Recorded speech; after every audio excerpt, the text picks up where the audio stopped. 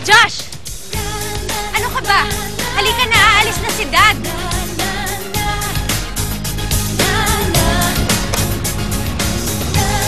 Oh, Dad. Okay, mag-alala ako na pumara.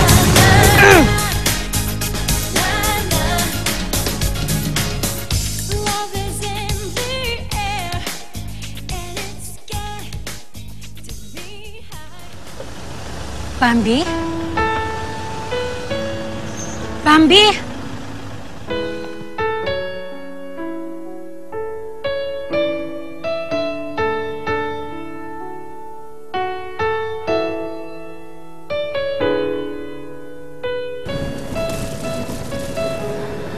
Pagod ka ba sa biyahe mo?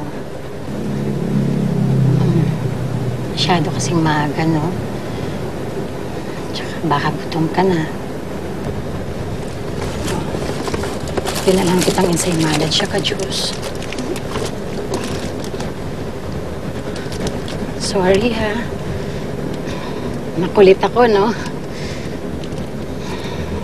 Masaya lang kasi ako, eh. Dahil magkasama na tayo. Finally na.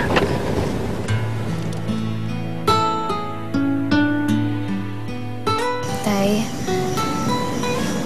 kailangan ko ba talagang umalis? Anak, napag-usapan na natin to. Kailangan. Doon ka naman sa mami mo. Pero tay, ayoko kayong iwan.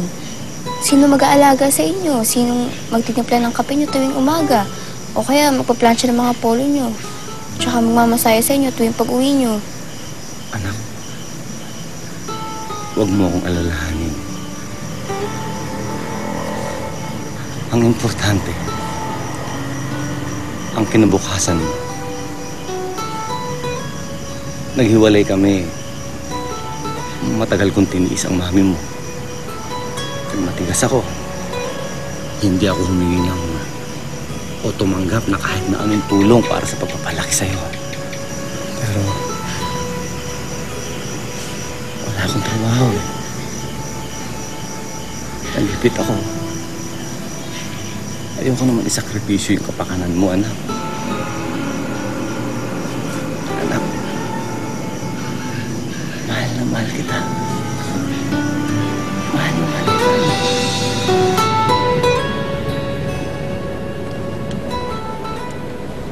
Bakit ka umiiyak?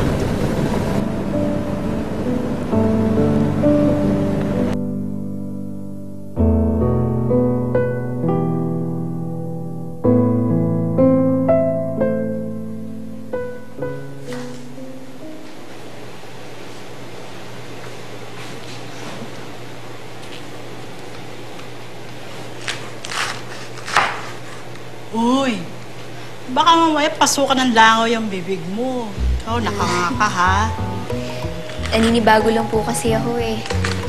Kasi alam nyo, yung kusinang to, mas malaki pa doon sa bahay namin sa Cagayan. Talaga? Bakit? Ngayon ka na ba napunta dito sa bahay ng mami mo? Matagal na rin po kasi naghiwalay sila Itay eh. Kaya naiwan po ako sa kanya. Tapos si Ate Belinda lang po yung kinuha ni Mami. Eh, yung Ate Belinda mo, hindi mo pa rin nakikita. Si Ate Belinda po? Oo. Matagal na po sila nag-abroad ni Mami. Dati, kahit gustuhin man ni Itay, wala siyang paraan para matawagan nun si Ate. Kaya yun, lumaki po akong walang kahit anong connection sa kanila ni Mami. Pero kailan lang, kinausap na po ni Itay si Mami eh, na papuntahin na daw po ako dito. Ano ba?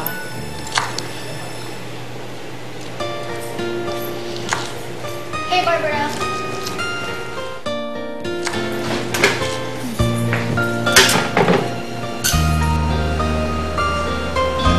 Bambi. Bambi na yung tawag sa akin. Belinda, Bambi.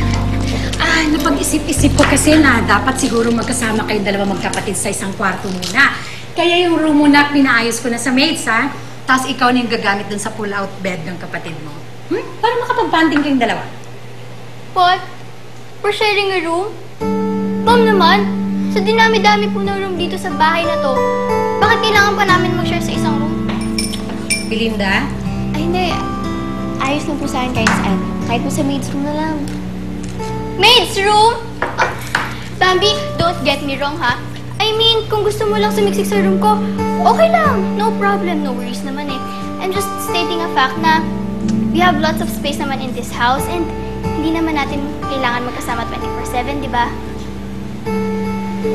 Siguro po mas may komportable kasi sa ibang kwarto na lang ako. Yaya, Ay, ma. dalhin mo na to si Bambi doon sa guest room, yung malapit sa kwarto ko, ha? Ay, opo, ma. Naku, ang laki-laki ng TV doon. Ang ganda ng guest. Halika dali. Naku, dami-dami mga bala doon. Mom? Ano ibig sabihin ng tingin na yan? You promised, diba?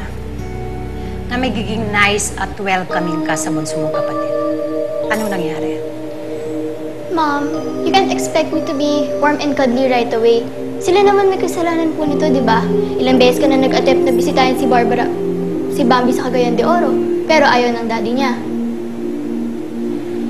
Belinda, daddy mo rin siya.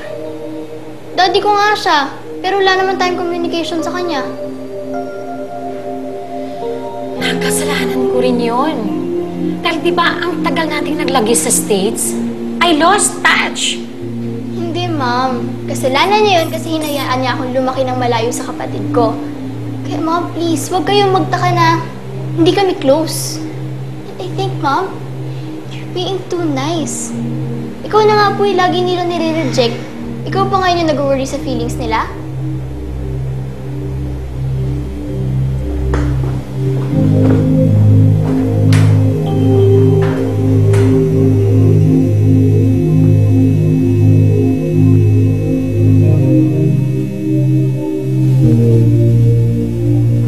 Bambi?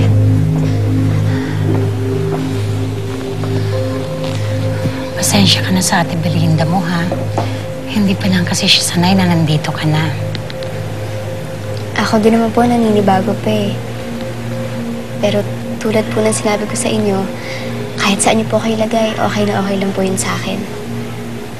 Baka nga po mas maging komportable kung doon na lang po ako sa kwarto nila Yaya Pipay. Huwag po kayong mag-alala. Alam ko naman po yung lugar ko eh. Sa totoo lang po, masaya na ako doon sa barong-barong namin ni Itay. Doon naman po ako sanay eh.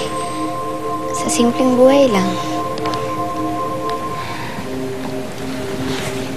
Bambi,